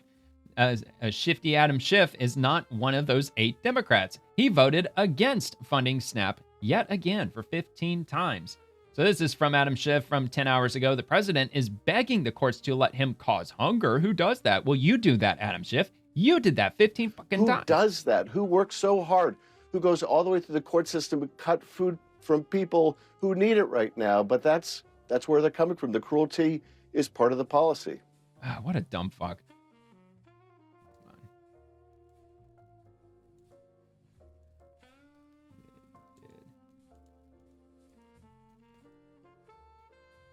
All right, whatever. So moving on. Let's move on to the next thing. Senator Eric Schmidt. Democrats held the American people hostage for 40 days just to prove they are the resistance and they can fight Trump.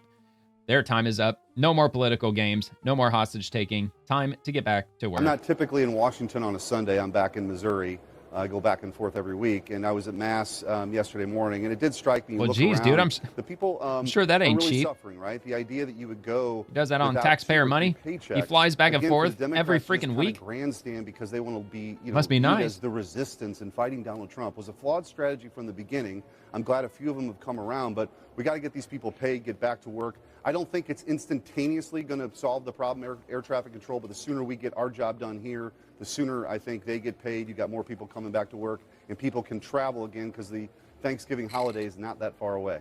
I'm not typically. No, they're not that far at all, dude. It's like not even 2 weeks, isn't it? At this point. I mean, as of this recording, it's the 11th of November already. All right, RNC Research. Democrat Jeanne Shaheen, who voted 14 times to keep the government closed, says Dems should vote to end the suffering they caused with their shutdown. Shaheen, quote, "We've got air traffic control that's a mess. Workers who are not getting paid. People who can't get food. It's because of people like you, asshole." Unfortunately, we've got, after 40 days, we've got, as you pointed out, air traffic control that's a mess. We've got government workers who are not getting paid. Democrats, We've got people Democrats, who can't Democrats. get food. We've got mothers and children who can't get their WIC benefits. And so we need to end that suffering. Yeah, you do. Quit voting to keep their benefits withheld. All right, rapid response 47 from Trump. The payback numbers being quoted by the radical left lunatics who would love to see us lose on tariffs because of how bad it would be for our country are much higher than those being stated by our fake opposition. Opposition mainly from foreign countries that would do anything to be allowed to charge us tariffs without retribution. The actual number we would have to pay back in tariff revenue and investments would be in excess of $2 trillion, and that in itself would be a national security catastrophe. Those opposed to us in the United States Supreme Court are giving low numbers so that the court will think it is easy to get out of this terrible situation that these anarchists and thugs have put us into. And we're still awaiting on the Supreme Court decision whether if Trump's tariffs are going to remain or if they're going to overturn them, which I think probably would be a disaster. All right, rapid response 47. Vice President Vance officially swears in Sergio Gore as the U.S. ambassador to India. Please repeat after me.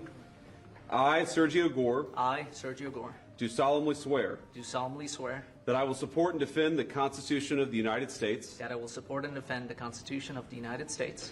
Against all enemies, foreign and domestic. Against all enemies, foreign and domestic. That I will bear true faith and allegiance to the same. That I will bear true faith and allegiance to the same. That I take this obligation freely. That I take this obligation freely. Without any mental reservation. Without any mental reservation. Or purpose of evasion. Or purpose of evasion. And that I will well and faithfully. And that I will well and faithfully. Discharge the duties. Discharge the duties. Of the office on which I am about to enter. Of the office of which I'm about to enter. So help you God. So help me God. Congratulations, Mr. Ambassador.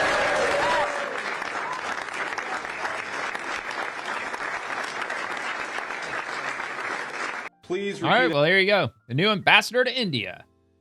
And this is from Vice President J.D. Vance. Vice President Vance and SLOTUS, the second lady, Usha Vance, visited Walter Reed Hospital today where they met with wounded and recovering veterans who have bravely put their lives on the line for America. And we got a few images where he's over at Walter Reed visiting everyone over there. That happened today. He posted that 5 hours ago. And moving on to US DOT rapid response. Reminder, Boot Edge is a fraud who didn't get anything done. Of course, he's referencing Pete Buttigieg or Pete Buttgig or whatever you want to call him. Let's take a look at this. Boot Edge was the Secretary of Transportation, and he spent billions of dollars trying to patch together our air traffic control system, which was a conglomeration of all different systems in all different cities. They had hundreds of companies working on it, and they were spending billions of dollars. And when they turned it on, it didn't work. It didn't even work a little bit. Didn't even work. The system didn't even work. It sounds like the Obamacare website. The name escapes me at the moment. I don't think it was Obamacare.gov, but healthcare.gov, wasn't it? It was something like that. Same thing. They spent like $2-3 billion developing that website, and when it was due to come online, it wouldn't work. It wouldn't work. I don't know. That was a long time ago, but I definitely remember that happening.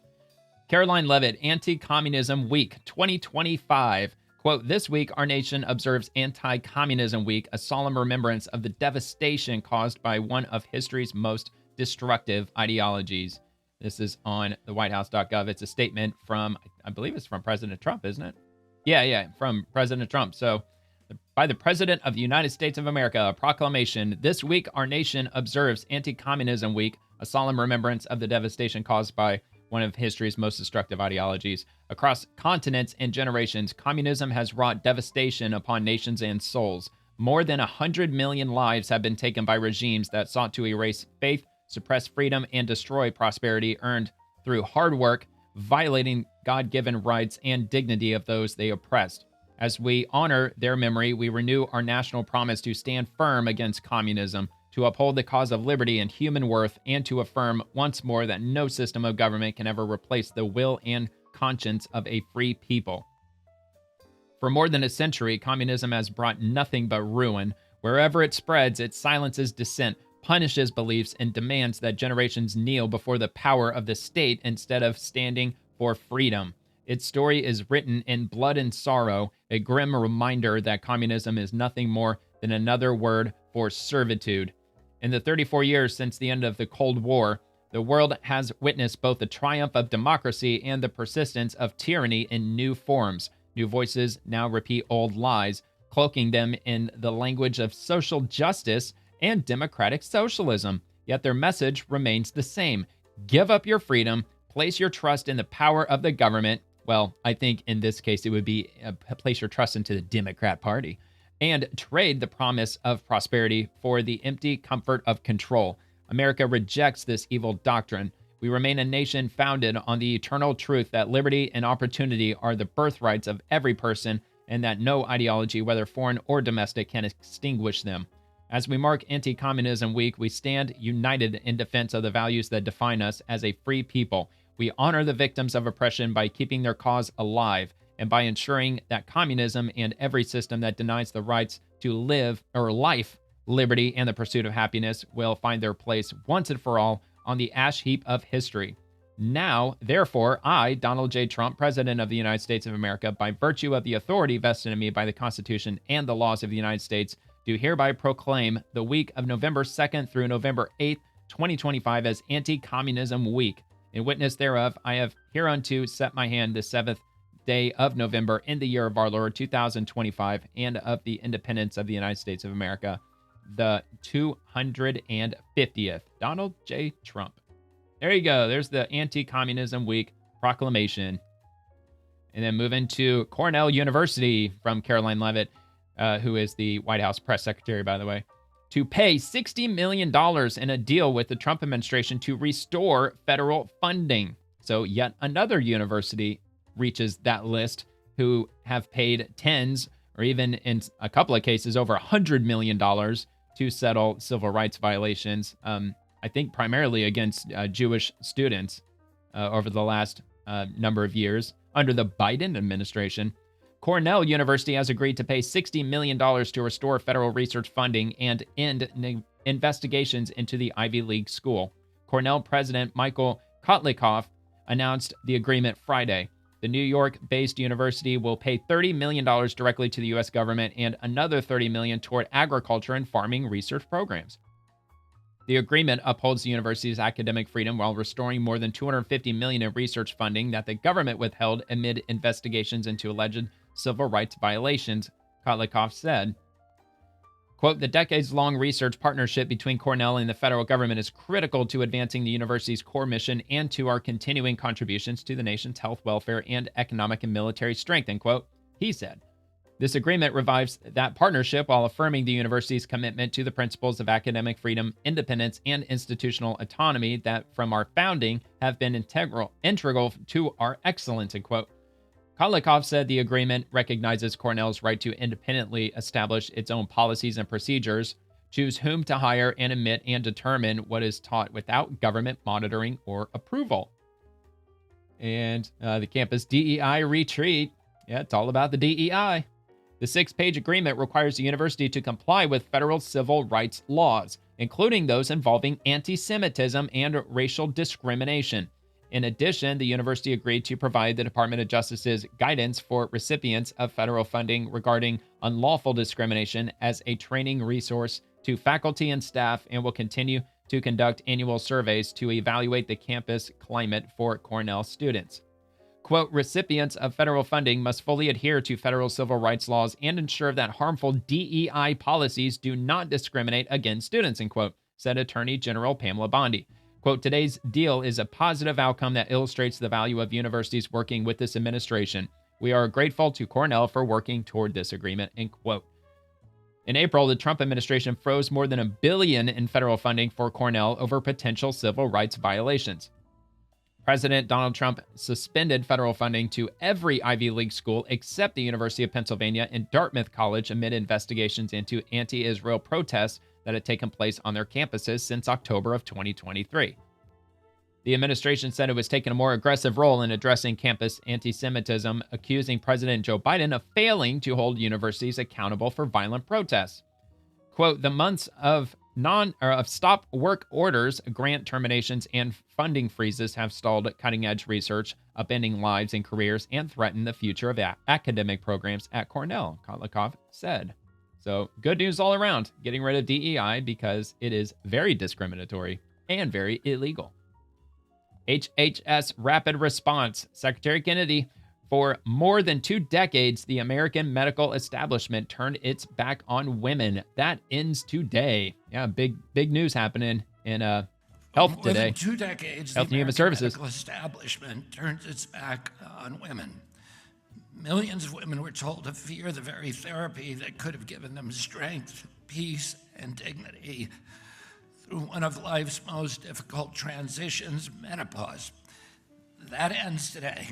The FDA is initiating the removal of a broad black box warnings from hormone replacement therapy products for menopause. We're challenging outdated thinking and recommitting to evidence-based medicine that empowers rather than restricts.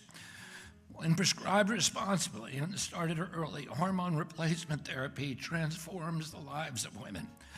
Hormone replacement therapy has been found to reduce the risks of cardiovascular disease and mortality by as much as 50%, Alzheimer's disease by 35%, bone fractures by 50 to 60%, as well as reducing cognitive decline and all-cause mortality. In other words, extending the lives for as much as 10 years. It helps women sleep better, think more clearly, and live fuller, longer, and healthier lives. In short, it restores balance, not just hormonally, but emotionally and physically. That's why in 1999, approximately 27% of postmenopausal women took hormone replacement therapy. But then in 2002, a study called the Women's Health Initiative found that women taking hormone replacement therapy may have an increased risk of breast cancer diagnoses, not mortality, but diagnoses.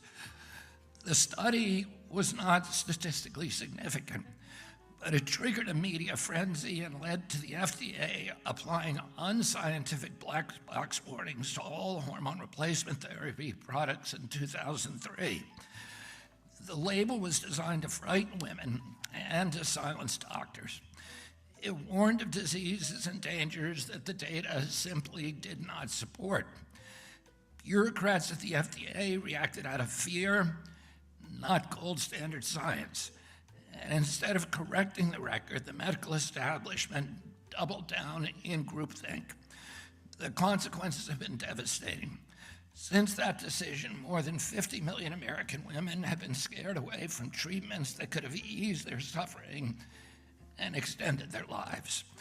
Before the panic, 1 in 4 women used hormone replacement therapy. Today, it's fewer than 1 in 20. Oh, wow. That's not progress, that's neglect, that's malpractice. Wow, man. There you go. Yeah, that was big news today. I mean, I'm not personally knowledgeable on this subject, obviously, but this was all over government feeds today. So they're removing black box restrictions for hormone replacement therapy. So definitely big news today. And this is from Caroline Leavitt. Remember when the fake news melted down over Secretary Rubio closing USAID and claimed people would die? Turns out assistance is going out more efficiently than ever before. State Department touts assistance during Hurricane Melissa without USAID. And this is with regard to Hurricane Melissa in Jamaica. That's where it was hit the hardest because it made landfall at 185 miles an hour. So the State Department says that the shuttering of the United States Agency for International Development, the world's largest agency tasked with administering foreign aid, did not hamper its efficacy in responding to last month's Category 5 hurricane that pummeled Caribbean nations, including Jamaica, Cuba, the Bahamas, and Haiti. The catastrophic storm marked the first major test for the federal agency now tasked with responding to global disasters. A senior State Department official touted the agency's response to the hurricane as successful and pointed to the effectiveness of the Trump administration's new foreign assistance model, with the State Department now handing over authority to regional bureaus to take the lead in disaster response efforts.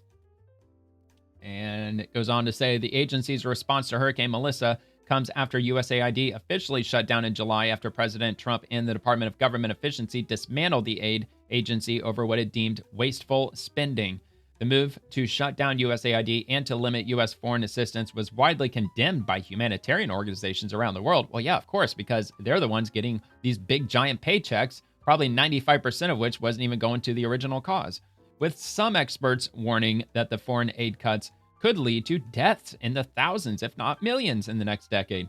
The Republican administration said that USAID had misspent billions in funds and has little to show since the end of the Cold War. That's probably exactly right. Quote, this era of government sanctioned inefficiency has officially come to an end, end quote, Secretary of State Marco Rubio said in a directive published in July.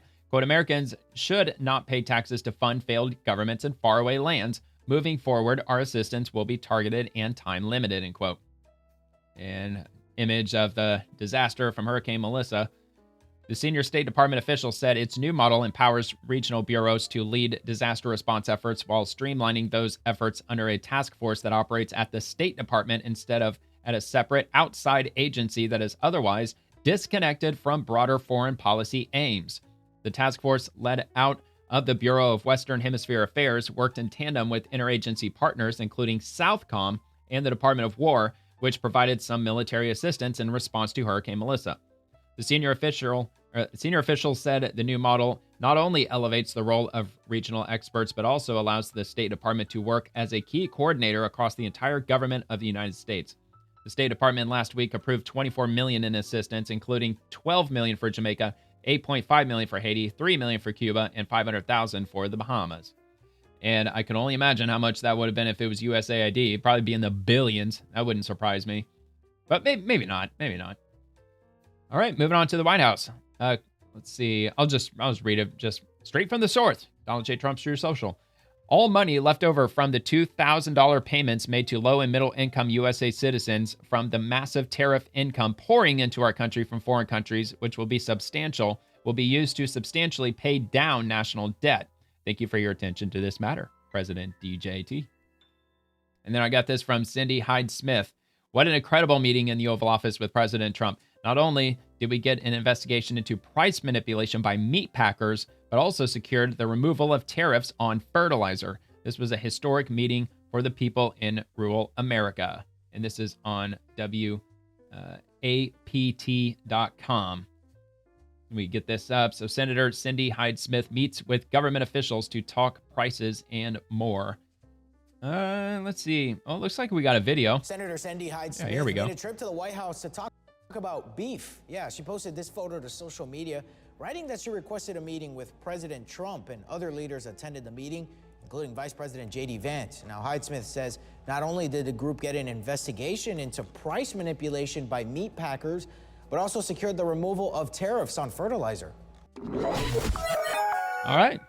Okay, well, that pretty much told us nothing more than the original post did. But yeah, made a trip to the White House to talk beef, posted a photo to social media. They don't really offer anything other than just that video clip. Yeah, that's all they got to that effect. But anyway, yeah, that's good news, though. Getting rid of tariffs on fertilizer. I'm sure that's helpful for rural communities, for farmers. Yeah, and they're also making movement on the price manipulation by the meat packers. They're apparently foreign meat packers that are fixing prices and causing the price of beef to inflate. So hopefully they'll get to the bottom of that soon. It'd be nice because beef has been ridiculously expensive. All right, so from travel, the State Department, with regard to India, on November 10th, a car exploded near the Lal Kuala Red Fort metro station in central Delhi, India, with local media reporting multiple casualties.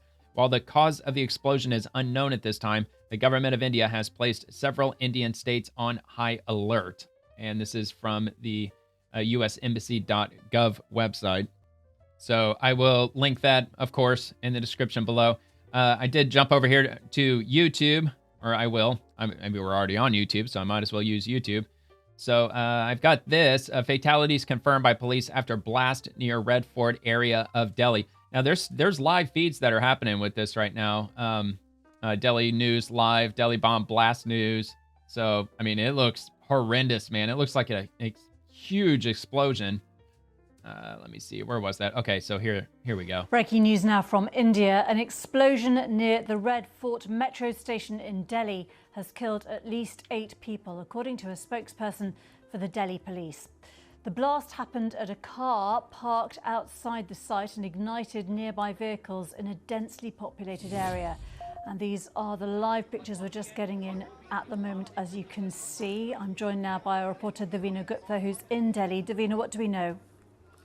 Well, this incident happened at 6:55 p.m. local time in the evening. What we do know so far is that there was a loud explosion heard by eyewitnesses, and that was followed by at least 6 cars catching flames at that spot. Now, we've been able to speak with the local police here, which are at the spot and investigating this scene, and they have said they will not rule out all possibilities. For now, they're trying to ascertain what caused this blast. As you mentioned, several people have been injured and taken to a nearby hospital. We do know that there have been casualties. For now, the city police has said they are examining those numbers and can only verify them after a local hospital tells them so. But eyewitnesses have talked about hearing a loud explosion as far as about 2 kilometers from the spot. And this is one of the busiest neighborhoods in Delhi. It's a congested area, and it's often referred to as Old Delhi. So there are narrow by-lanes over there outside that metro station. So the sheer geography of that place is such that there could be more casualties, and we are waiting more details. And if there has been a state of high alert, what does that mean? What does that indicate? So the entire area for now has been cordoned off. The media is not allowed to be there. And there's been a high alert in the city. We can hear that there are several police vans going around the city. We also know from media reports that a state of alert has been sounded in the next or adjacent state of Uttar Pradesh. And this just means that the police officials will be on the streets. They would be checking cars if need be and investigating as more details emerge shortly. All right. Well, that's all they've got on that reporting. That looked like a massive explosion, man. I can't believe that only, caused 8 casualties. I mean, hopefully that's all it caused. So anyway, the State Department, they issued a high alert for Americans in the area with regard to that explosion. And of course, it's still ongoing. All right. So, and finally, I've got this from the White House. President Donald J. Trump arrives at Northwest Stadium for the Commanders game. Which, by the way, this is the first time that a sitting U.S. president visited a football game since Jimmy Carter back in the 70s. Welcome back to Northwest Stadium. We are 9 miles east of the White House. So a short trip for the President of the United States, who is scheduled to join Got Mike Johnson there, during the of course. President Trump, a huge sports fan. I've seen him at some of the UFC matches down in Miami, and always attending when he can. Oh, yeah, he goes to the UFC quite often. Yeah, Trump's there quite a bit. So anyway, that is all I've got for this episode. One last look at the shutdown. 40 days, 21 hours, 38 minutes, 38 seconds. I guess we'll see if it ends up reopening tomorrow. I'm sure that's going to be the biggest news of the day if they get to an agreement in the House. I'm sure they're going to move as quickly as possible to get that done. So if you enjoyed the video, please like the video and subscribe to the channel. It would mean a lot to me if you subscribe. And I'll drop a new episode every evening covering the swamp Monday through Friday and everyone living in the swamp, the politicians, bureaucrats, agencies, everything else. I also post daily episodes on X too, so feel free to comment over there if you'd like. Thank you so much for watching.